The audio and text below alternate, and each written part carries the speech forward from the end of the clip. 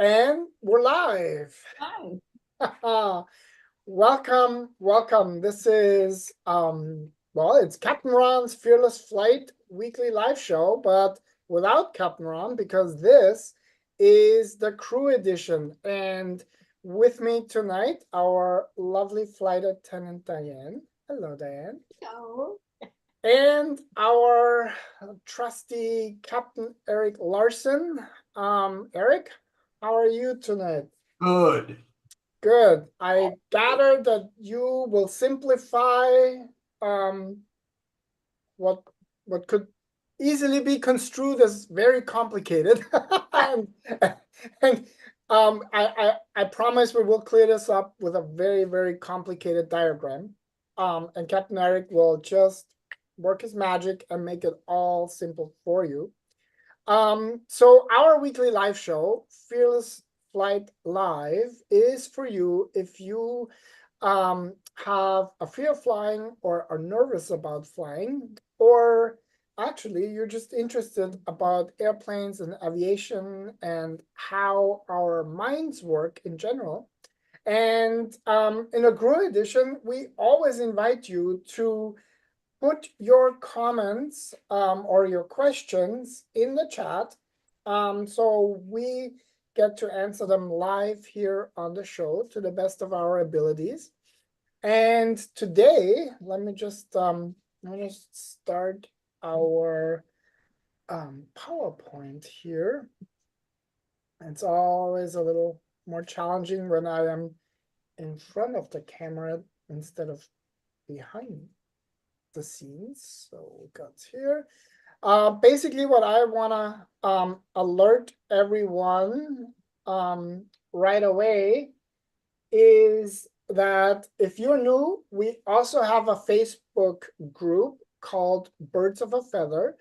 And if you're not new and if you're already a member, then thank you so much for being part of it.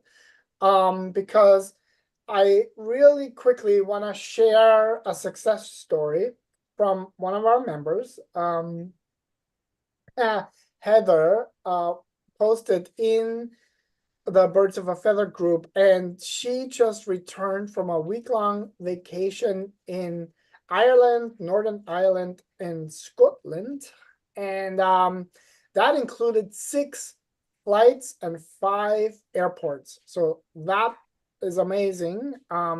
Congratulations, Heather. But even better, she wrote that she managed 2 things she's never been able to do on a flight. And the first one is sleep, and the second one is drink coffee. Man. So I think that is way cool. Wow.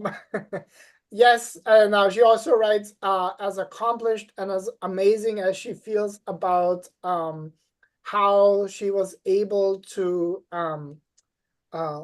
manage all these flights. She is dealing with a pretty good jet lag, even after just still a couple days. So if actually, let me ask you guys, what are some good tips? I'm gonna stop the share for that. There's a bit improv here, but for jet lag, do you guys have any recommendations? I mean, I know you flew to Hawaii for a while. You lived in Hawaii. You lived overseas, Diane, in Japan for a while, right? So you're no strangers to international traveling. Are there any tips that you picked up or that you use when you're flying across time zones? I have Okay. my own, but I'm curious what you guys have. Um, uh, uh, well, one thing is you've got to, if you're going to get someplace and go to, you got to be on the same time, set your watch of where you are. So if you're changing time zones, and being in Phoenix in the summer, we don't observe daylight savings time. And so that confuses our passengers to begin with. So I try to get myself on whatever time zone I am, if we're going to bed or getting up. I don't know. It's really weird for us. I mean, I've had trips when like in one day, I've done 4 different time zones. You land and it's this time and that time and that time, and you're changing your watch, and it's So I kind of wait till I get home and then And then nap. not very scientific, but you're right. I lived in Hawaii for over 12 years, and my family was back in New York. And so that's a tremendous flight all the way going and coming back. And you can do all these little tricks and stuff, which I suppose help. But really, a couple of days is required to get yourself on a normal schedule. I don't know. Eric, do you have Do any? you have any secrets? Oh, no, that was very, very good. The first thing she said was to set your watch for whatever time zone you're in and get your mind to start assimilating to that as quickly as possible. That's true. And I was going to say about my solution to almost everything is a bone crushing nap, which is why I get so little done, but that will help you straighten out quickly.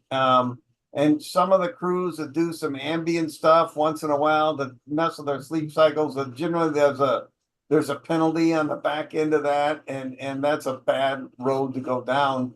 And oftentimes people say that they say that if you come back from a trip or on a trip, it's going to take you 1 day per hour of time zone that you traveled before you're completely straightened out. So it's not going to be fixed overnight. Maybe we should bring Nat on sometime and ask him, because he's doing that flight over to Japan all the time, right? Yeah. And I have a buddy that I play racquetball with all the time who's very good. And he flies to Europe constantly, and he goes, I just want you to know I'm in a perpetual degraded state. It's only a question of degree when I'm actually flying, because he doesn't have time to unscrew himself before he goes back out. So I'm never 100%. And part of that is if you do drink coffee, if you're a coffee drinker or something like that, that can help you adjust to whatever time as far as getting you awake. And the other thing is, then if you need to get to bed early because the time zone is different, then try not to eat too much too late or that sort of thing. So diet can help a little bit, but sometimes when you're flying like in a 2 or 3 day trip and you're over there and back, sometimes you're back in time so that you really don't get screwed up too much. Yeah. You get back home to your normal time zone. Yeah. All right. Well, thank you. And again, congratulations to Heather. That was really, really awesome. Maybe we can get you on the show sometime and you get to share your experience. That's great. really, really cool. So, but here's the that's really important, and I want to just throw this in. Our monthly group coaching webinar is usually on the third Thursday every month, except this month, Capt Ron is actually flying with a VIP coaching student to the Philippines, and so he won't be around for the third Thursday, so we're pushing it back a week, and July 25th, 6:30 Pacific, 9:30 Eastern time, and the topic for this month is stopping the noise, changing the things you say to yourself. And for some of you, that might actually mean becoming aware that there is that talk going on, which is actually not you, but it is happening inside of you. So that creating that space on the inside, for some of you might be a new experience, which is why I love when we do these group coaching webinars, because we get to go a lot deeper. It's a really nurturing, safe environment to kind of process some of that. So we'll have meditation, visualization with that. And I'm really excited about that one, because that can be really, really super helpful, not just for flying, but in a lot of other situations as well. All right, but now let's get to, let me just stop the share for now. The topic that you are gonna be talking about, Captain Eric, and that is in-flight communication and between the flight crew. Mostly you're talking about the pilots in this case, and also we're including air traffic control, right? Yep. All right, then. So I want, oh, sorry, cut you off. So I've been wanting to tell you guys about this stuff for several weeks, just for an interesting, informative deal. And now that it's here, I'm not sure if this is going to help you relax or not, but I thought it might be interesting. And then if you have any questions or anything, feel free to shoot them at us. So once in a while you might look up in the flight deck and see two pilots there, and they may or may not have headsets on, which we wear those usually at least during ground, when our hands are moving and we're busy with stuff and approach. Sometimes we take them off en route because we can pick up a hand microphone and use a speaker, but we don't usually use that while we're taxiing. So you'll see them with their headsets on, and the flight attendants and the gate agents think the primary purpose of that is so we can ignore them, because they'll come up and ask us something and we'll point at the headset like we're talking to somebody else, which is a side benefit. But really, in fact, we are communicating with people. And I'm just going to go from the start of a flight to the end of it, how we communicate with people. And we start off parked at the gate where you get on the airplane. And in general, there's, at the bigger airports, there's a ramp tower, which looks like a little control tower sitting on top of the terminal, and he can see all the gate complexes and that kind of thing. So we'll get a clearance. We get them automatically all the time now. We'll get a en route clearance, so we have that. But then we need to call the ramp tower to get clearance to push back the airplane and start it. And since he's got a whole bunch of tails going at each other in a confined area, you need to comply with the ramp tower instructions, which we then relay to the tug drivers when we're released to push and go back and start.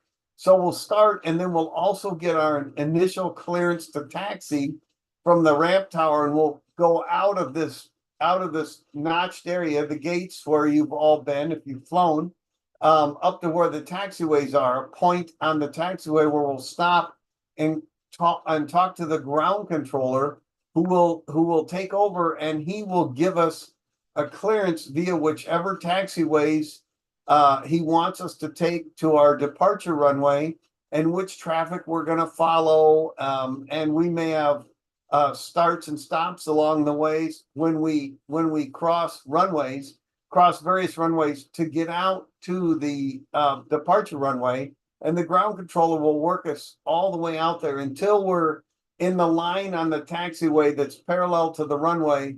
So there's nothing else the ground controller can do. Then we go to the tower controller, and he sequences us for our order of departure. He might work somebody in front of us or have us pull aside because somebody has a clearance time that's about to expire, or he wants to fit the departures in so they all go different directions. And then he doesn't have to worry about us getting jammed up in the air. So the tower controller will clear us to take off, and we take off. We'll talk to him until it depends. Sometimes only 5,000 to 10,000 feet above the ground, but sometimes up to 20,000 feet above the ground. And then we'll go to a departure controller who will be controlling the airspace around that airport, and maybe several airports. If it's like the Los Angeles air basin, that departure arrival complex, which departure and arrival is the same thing in reverse, is called SoCal, and they'll be controlling traffic in and out of Burbank and LAX and Ontario and Long Beach and Orange County, and they'll have all that. They'll manage all that massive airspace until we get up into our en route structure, and then we talk to the applicable air route traffic control centers, or just plain center. And they will hold our hand across the country, give us altitude requests, or they'll ask us if we can change altitude or if we want to deviate for weather. We'll talk to center and where can we go, and he'll know that stuff's coming because he knows what everybody else is doing. But they'll work us in the high structure, generally above 23,000 feet, up to whatever cruise altitude we are. And for example, and if we're going from LA to New York, once we're talking to the center guys, the first center we would talk to is Los Angeles, see if I can get it in order. And then we would come over Phoenix and talk to Albuquerque. And then we'd get off to the northeast a little bit. We talk to Kansas City, which has a huge chunk of airspace, and then Indianapolis. And then after Indianapolis, probably Washington, depending on how we're lined up north and south. And after Washington, we finally talked to maybe Cleveland Center, or maybe we would go right to New York Center. And then they would be our last center controller before we would start. They would give us our initial descent clearance until we got to New York airspace, and we would talk to arrival for New York until we got close into the airport. Then we would be talking to the tower controller at JFK, for example, and we would get a sequenced for landing.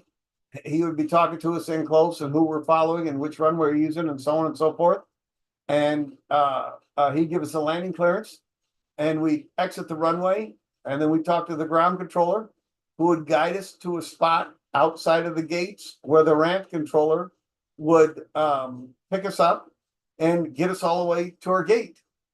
So that's how a cross country would work. And I wrote them down just so I wouldn't get the number wrong. There are 20 different air route traffic control centers across the country, and they are just abbreviated for a big city that's in that airspace: Seattle, Oakland, Los Angeles, Salt Lake, Denver, Albuquerque, Minneapolis. Oh, there, Dieter pulled it up. He's a smart guy. Minneapolis, Kansas City, Dallas, Houston, Chicago, Indianapolis, New York, Cleveland, Atlanta, and Jacksonville, Florida, Boston, DCA, Washington, and Miami.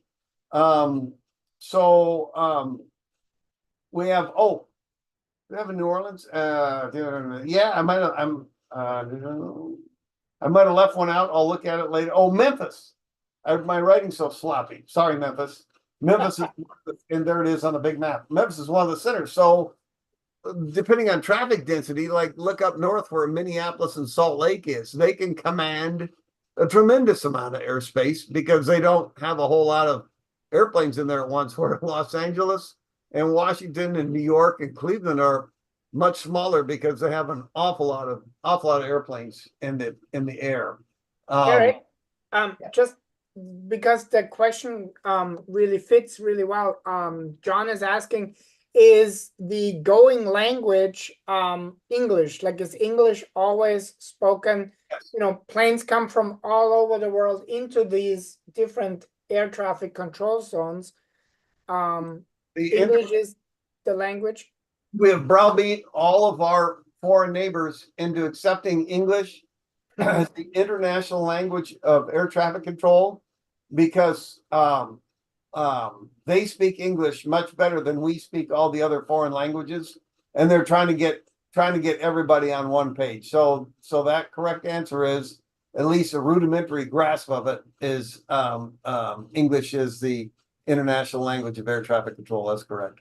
Okay, thanks. So that's basically how we flow from a gate to a gate to the runway and back. And Dieter, if you'll put up that first taxi diagram, the one without the red lines on it, and make that big enough so everybody can see it. So this one? Yeah, that's an example. Now I don't want to cast any dispersions.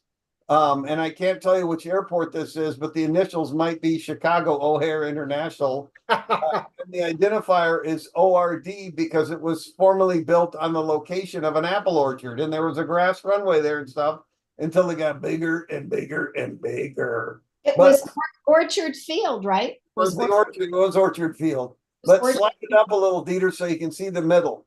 Okay. So there we go. You guys down there, the black structures in the middle of the gates, and all those. Hold on, just to give, I'm gonna be here with my pointer if, Oh, good. if I can. So these structures, Those are satellite gates, and the ones where you have the pointer now are the ones connected to the terminal where you walk to, go to the various concourses, get on the airplanes. okay, So you okay, get in there, and the ramp controller that I was talking about controls all those inner spots on the concourses, and you guys get nervous about flying, and I'll tell you what, we get a complicated taxi clearance out of somewhere like that, and we get up from number 1 or 2 to takeoff, we're like, oh God, we made it. We got it. Because it can be real rough. And we'll show you another slide in a minute how rough it can be. okay, But just for completeness, because I imagine, people are looking at this and going like, what the, so these really big fat black lines, those are the runways, correct? correct. The And black things, these black things are the terminals, Yep. right?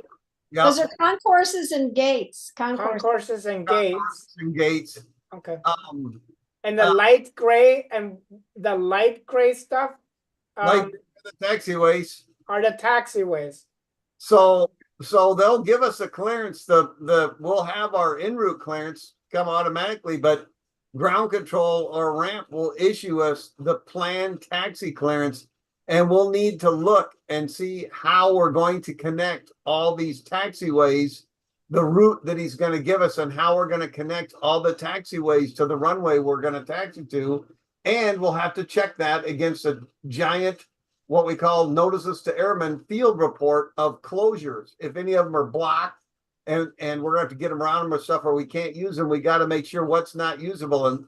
And we can be pouring over that for 20 minutes. If it's bad, we're like, tick, tick, tick. Okay, this place is closed, that place is closed, but we can go around here. And this is actually a simplified O'Hare diagram, because these taxiways that go in a circle around the terminal used to be called the inner world and the outer world, and there was a stub over here and stuff like that. And the international pilots go, no, we don't do that to you. We don't do that to you when you come to Frankfurt, and you can't do that to us. So you got to put letters and numbers on them. So and we make a joke about it, but it's true. The whole thing to watch, the whole thing what's happening, the airplanes are just moving in a slow circle around the terminal, like water going around a slow drain, and airplanes will shoot into the gates, and then they'll come out of the gates and go in the big circle, and it'll never stop moving. It just goes around and around and around with the airplane shooting in and out. And I told Diane one time, if you ever feel lonely or nobody pays attention to you, all you have to do is just come to a complete stop. And within a thousandth of a second, you'll have all the ground controllers on all the frequencies screaming bloody murder at you. Because if you ever stop the morass from moving, it will go from a bad situation to a worse situation. And You said to me that one time and I was going to go to Chicago, I had a trip there. You said that if we landed and we were going around trying to find our gate and we missed our gate, we would have to go completely all the way around again, because it's not like you can say, oops, I missed my turnoff, I have to back up. Yeah, no, you just keep going. And that's exactly what we had to do. So Dieter has a slide of a next slide of one poor flight, complete and total loser, but it's a real deal. Pull up the losers. I will do that in a moment. First, I'm gonna just ask Don's question. oh yeah, right. Don has a question. He says, I'm curious, does the word squawk, which air traffic controllers sometimes use, what does it actually mean? And he's just said, if I remember, it refers to assigning a transponder code to an aircraft. Is that correct? That's exactly correct. So we have a box in the airplane that has 4,096 different discrete codes, possibilities. and we have a discrete code, and when the airplane is moving in the air, that gives airspeed and altitude of each airplane and tags it onto our airplane so people can see that's exactly us and where we are. But now in the super enhanced ground radars, we have the transponder on the ground. We didn't used to worry about that in Ron and my time before all the digital stuff. But now we run them on the ground because the air traffic controllers can also use those to help themselves with ground movement, especially during low visibility or night conditions. It works fine on the ground as well. And that's what that is. They'll say your squawk is 3719 or something. And so you'll enter that in your transponder. And before you leave the ramp, you'll turn that on so that that's active and they can see you from the tower, even taxiing. Wow. That's gotta be crazy. All right, so let's get to this really amazing. So this is, I think this is my favorite slide of all time. For all the years we've been doing this, this is the one. so This is a diagram of one actual airplane load of total losers and a bunch of loser crew that actually operated into O'Hare and thought they were going to park at the gate and go to the hotel bar and have a nice layover. So they landed on the top on runway 9. So the top left, right? So that's where we're starting this journey. They landed there, Yeah. and it was all fine, and they exited. And then the tower controller told them, or the ground tower is still talking to them because they got a runway across, told them to come down here and cross 9 right. And then they got handed off to the ground controller. And then they came down this taxiway, which used to be the inner world, and I don't know what letter they put on it now. So they come down here, and everything's going along okay because they're coming around towards their gate. But they got up here, and the alley's plugged, or somebody's coming out, or somebody's in their gate. Well, like I said, you can do anything you want, but you can't stop. So this is it, right? So this is where they probably missed. Yeah, that's where they were going to turn them in. Right. So instead, they send them out this taxiway, which I don't know what the letter is on it now. It used to be the stub. So they come out to stub past the fire stations and come out here on this holding pad, this hunk of concrete, and they may or may not have stopped. And I'll tell you what, if they've shut down an engine now, they're probably into this taxi long enough that they may be cross-feeding fuel so the fuel doesn't become imbalanced while they run it off of one engine. And they may or may not have had to stop on the pad. I don't know, but they got off the pad back up here to the north and they started back inbound, and they probably intended to bring them in the stub. And then there was another screw up at the gate or the ramp area or something. So they couldn't do that. And like I said, they can't stop them. So they bring them back out here again. And up by this parallel on 9 right. And then he goes, okay, you can come in. So they start in towards the gate, but oh, not quite. So they come down here and they put him up on this piece of the outer world because he can't go straight at the gate yet. And then they bring him back up to the north. And then finally they get him into this alley. They can see that the end is near, and they bring him into this alley and get him down towards this gate and parked. And I guarantee you that was probably pushing an hour of taxi.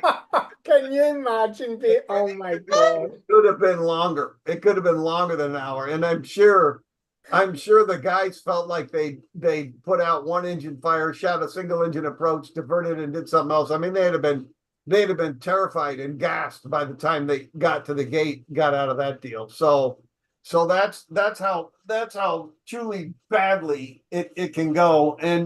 And all the airports aren't like that. Of course, I had Dieter pull up O'Hare because it's a nightmare. And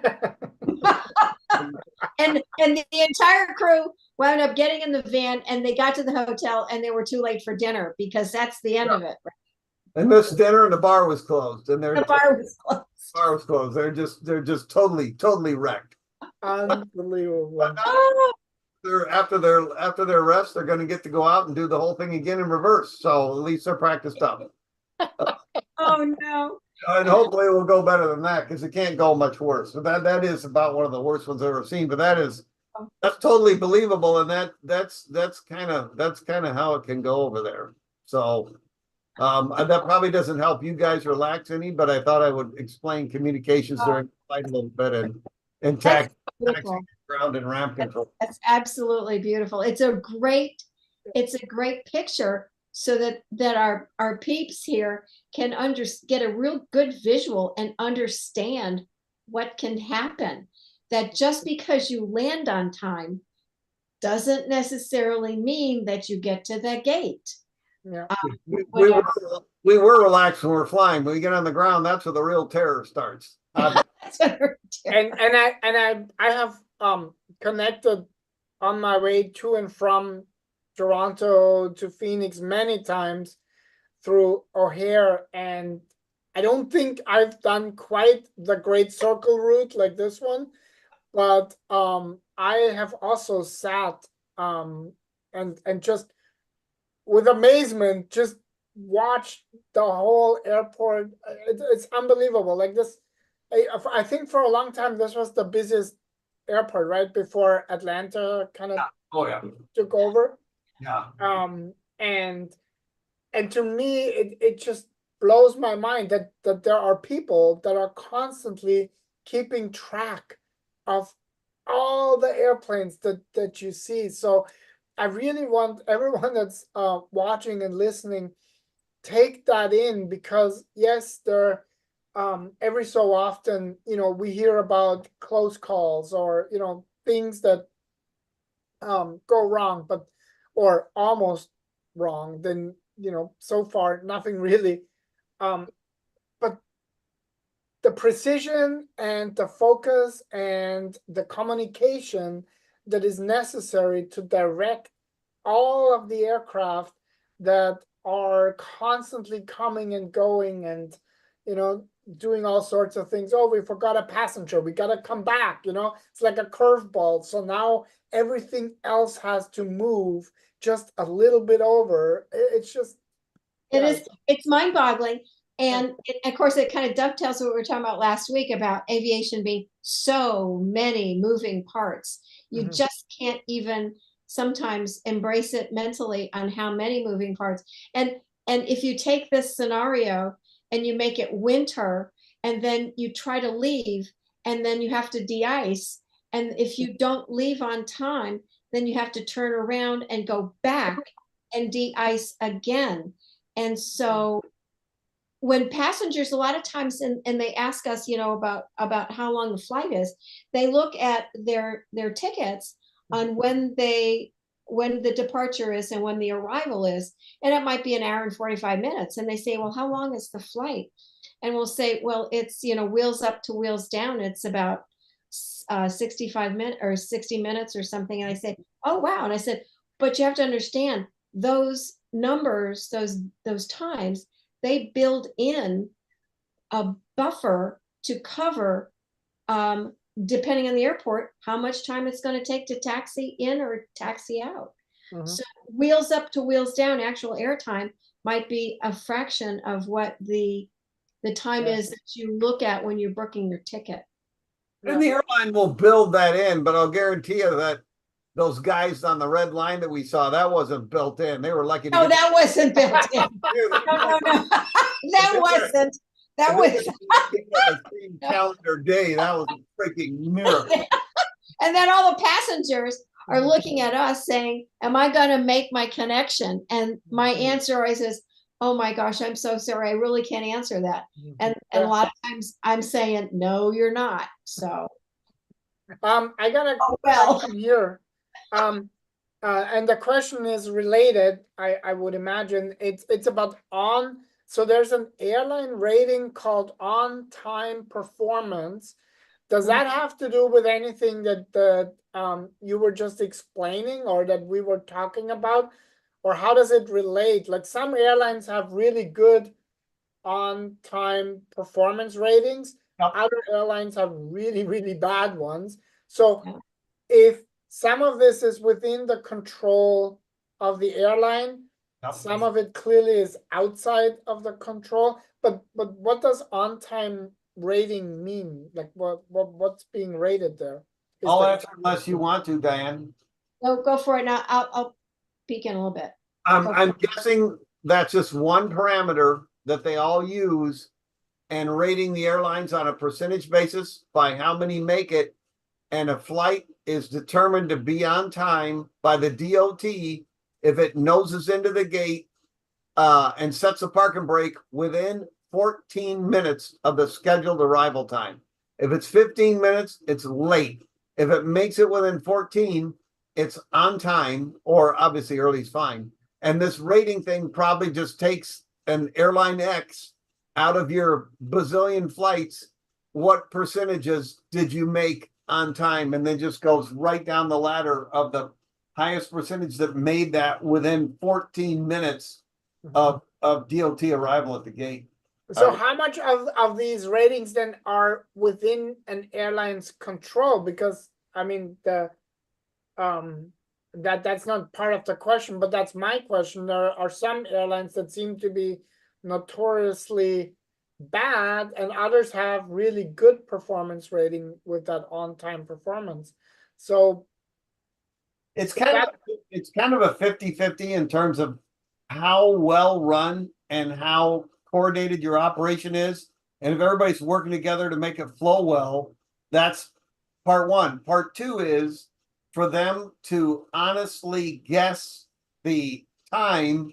The flight time plus taxi times, an honest guess at these stage lengths that they make the greatest percentage of time, the statistical bubble, and say, okay, 90+% of the time we can make this. So if we bump this out a few minutes, we should cover that for most instances. And then that will give them a higher on-time arrival. Now, the thing working against them is, or not working against them, their baser impulses is the crews get paid for every minute of whatever that guaranteed flight time is. So the guaranteed block time's an hour and 20, and the crews pull it off at 55 because it's the middle of the night, nobody's there, tower gives you straight, you go skidding off the runway and straight into the gate, wham, bang, and you're out of the plane, and you pull the whole thing off in 55 minutes. Well, they don't cut your money for that. They're guaranteeing you the hour and 15 or 20 they had for that flight. And by virtue, and same thing, if you go over that, you're getting paid for it. But they get dinged for losing out on the on-time arrivals. So it's a balancing of what are we going to pay those miserable flight crews, but at the same time we don't want to penalize ourselves, so we start falling down the ladder of the on-time performance. That's getting pulled on both ends. Directions. So when I get my trip sheet, what Eric was talking about is the block time. So when I get a trip sheet, as far as where I'm going and when we're departing and when we land and how long it's supposed to take and all that other kind of stuff, when they add it all up, there'll be something called the block time, which is a historical statistical number that they have generated for flying from point A to point B on a particular market, on a particular leg. And I don't know how many legs they use to determine what the average is. So it's the historically statistical, how long it's going to take to get from pushback to, as Eric said, when the brakes are set, and we open the door. And when you're a line holder, which means when you're a little bit more senior, as Eric said, they're going to pay you. There'll be the historical block time and then the actual time, but they will pay you the greater of the two, no matter what. And so they can't inflate it too much because then it looks bad, but they don't want to get it to the point where they're paying there's only 4 of us on a plane, the 4 of us more money. As Eric said, if they blast in at 55 minutes, but they're paying me for an hour and a half, I'm good with that, but they're not, the company's not. So it's a real balancing act. But it's a historical block time on they've determined what the average is on that particular leg, depending on the time of year. I mean, it's depending on all kinds of things. And so the historical block time for December, January is going to be maybe longer if you're going to, Billings, Montana, than it is if you're going someplace south where it's not, you don't have to de-ice every single day of the year. Right. When it's East Overshoe and you have to de-ice every single day. Single flight day, every single day they plan for it. So Wow. it is, you see that taxiing stuff and block time planning, that is rocket science. It Yeah. is rocket science.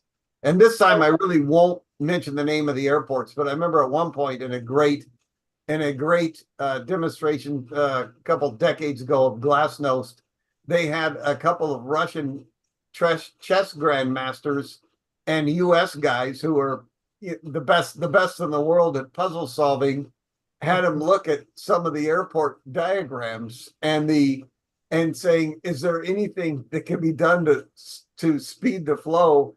And both the Americans and the Russian guys were in agreement after many days of debate that the best solution would be to bulldoze it and start over. Probably a wise move. Yeah. Oh my goodness. Well, and that, while we're laughing, but the way, commercial aviation has grown, and Oh yeah. when you have to just add on and add on, you don't always have hindsight on your side. And so yeah, that, and especially with a place like O'Hare, that comes to mind, where there's this patchwork is even with all the terminals, these half terminals or half The remote terminals, yeah. yeah, it's just, yeah, it's hard even as a passenger to get your bearings, because the way it's grown, it just, yeah, didn't really There are gates in LAX where some of the regions, so we as regional, when the passengers deplane, they have to get on a bus. They have to get on a bus to bus them to the main part of the terminal airport, or the airport terminal configuration. So I mean, it really is. It's grown so quickly that the construction literally, and some airports don't have the space to. Yeah, that's another thing. Yeah, they physically can't. Yeah. There's expand as much. Lots of moving parts. Yeah. Well, thank you so much, Eric. That was quite that's quite something. And I mean, I learned a lot, and I'm sure I saw a lot of thumbs up and a lot of these, emojis. So I hope it was also informative for you guys watching. I do want to end with one more time our monthly group coaching webinar this July. We're gonna not have it on the third Thursday, which would be this week, but we're pushing it back till July 25th, which is also Thursday, because Captain Ron is actually flying with a VIP coaching student, and it's a bit of a longer trip. He's going to Manila in the Philippines, just a little weekend trip there. And July 25th, 6:30 Pacific, stopping the noise, changing the things you say to yourself. That's gonna be our topic, and we're gonna really deep dive into the inner workings of our mind and how we can learn to become aware of the the monologue and the dialogue that's going on in there, and then how we can shift it. And here's a hint: you don't shift it when you're at the gate or boarding the plane. You do it long in advance. And so I encourage you to come join us July 25th. Eric and Diane, I didn't see any more questions, so I think we're good on the questions. Any famous last words, Diane, Eric? No. I just want to say I won't see you guys next week. I've decided if my mother was still alive, I would present it to her as I'm going to be doing some hurricane relief in Mexico, Mom. What I'm actually doing is diving with my besties in Cozumel, and they've had a rough few days. Hurricane Burl went right over the top, but the boat survived and the crew survived, but they lost a lot of business. So I'm going to tip them like rock stars, and it will make me feel good, and they definitely need it. So if mom was here, I'd say I'll be busy on hurricane relief, but I'll be back after that. And if I get back here fast enough on the 25th, I'll jump on. I can't remember when I'm gonna pry myself out of there, but that's the day I'm coming back. Awesome. And I'm flying a bunch, but I'll be here next Tuesday night. I'll be here. Yeah. Wonderful. All right. Well then, thank you, Diane. Thank you, Eric. Thank you for joining us. Thank you for your questions, and hope to see you again next week, Tuesday, 6:30 Pacific, and then hopefully also on Thursday, the 25th for our group coaching webinar. All right. Have a good night, everybody, and see you next week.